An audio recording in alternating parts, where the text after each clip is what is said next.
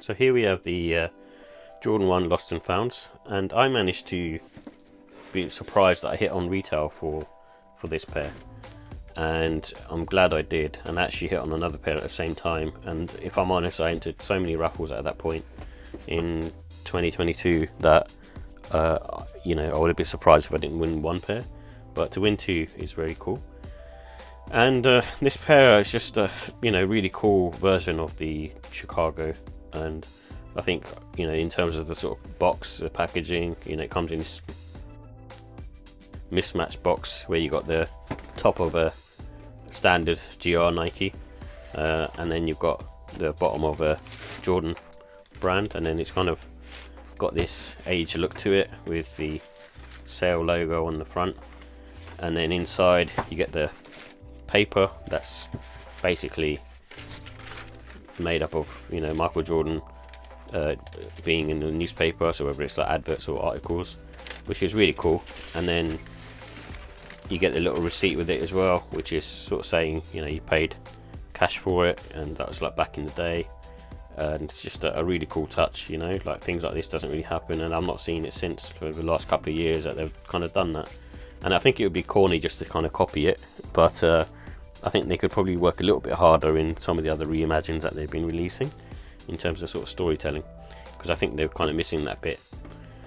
With this particular pair, I like the fact that it's obviously a Chicago colorway, so it's very sort of versatile, easy to rock, and being a Chicago colorway, it's iconic to Michael Jordan as well. In my opinion, probably a controversial view, I'd probably pick the black toes over these, but I still have a respect for these. I think this particular pair, I really like obviously the details, and the fact that they sort of remain sort of true to the OG, and they have that sort of worn look, which in this particular pair I don't mind, because it's part of the storytelling. So you got the kind of aged collar, and then you got aged leather cracked material around the sort of toe box and the medial lateral side of the sneaker. So just having those kind of touches is really cool. And then the outsole as well is made to look sort of dirty and dingy as well, but obviously this comes off once you start wearing them. But it's just like I said, a cool shoe. And then I'm not a fan of cracked leather, and if I honest, I prefer it if it came without the cracked leather, but this one, it works because of the storytelling. So if you didn't have that storytelling, I don't think it would work, but for me it's a cool sneaker just because of that.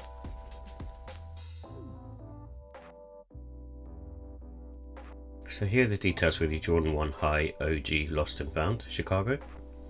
It comes in a Varsity red, black, muslin and sail colourway, and this has a polyurethane sole with the airbag in the heel, and it's made up of an all leather upper, and the price is £170. So with the comfort and sizing, this is like the pinnacle Jordan 1, and it's on the sort of medium to firm side, so don't expect any sort of softness or give, and because of that they can get sort of fatiguing after a while. And there isn't much support around the arch. These are very much sort of 80s basketball sneakers, so they have a very flat base. And the wearing time for these is probably around the sort of 6 to 8 hours in my opinion. This is kind of more similar to I suppose a GR Jordan 1, but maybe slightly better in terms of leather quality, so it will just take a little bit of time to sort of break in. And I would recommend going half size up for wide footers in my opinion, and that's what I tend to do. And these have great grip for all types of weather because of the radial traction pattern on the forefoot. So with the look and style, I love the OG Chicago colour blocking. It's one of those ones that I didn't really appreciate when I was younger, but now I really appreciate more and more, and it's one of those sort of heritage sort of colourways now where it's sort of synonymous with Michael Jordan. And this is a good sneaker to wear, I think, spring, autumn or winter. I think it's a very sort of versatile sneaker because of the colour blocking and the colour. It won't look too dirty, and in all honesty, the way the sneaker has been sort of developed and created, it looks aged anyway. And this is a good one for sort of casual and smart casual. I think people sort of recognise a Chicago Jordan 1, so even if you're dressing up smart casual, people will still probably give you the nod.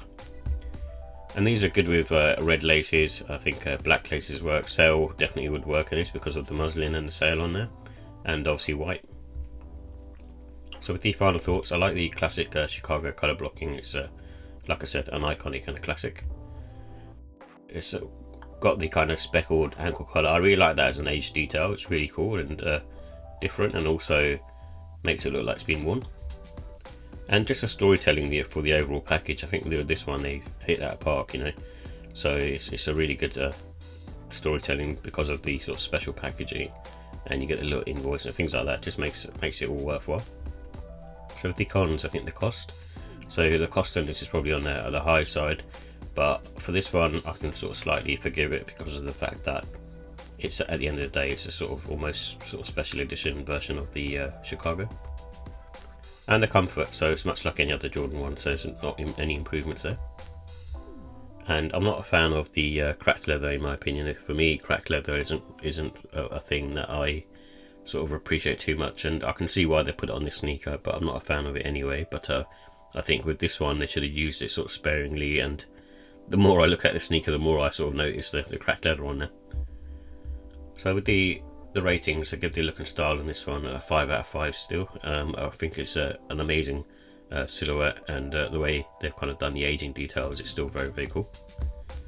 And the comfort, I'm going to give it a 3. It's much like any other Jordan 1 high, so it's a 3, and it's also because it's a GR, there isn't much sort of special going on in there.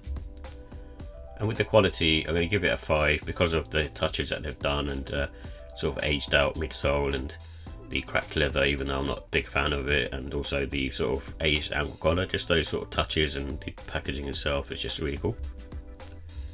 And then the pricing, I'll give that a 5. Like I said, it's just to do with the overall package really.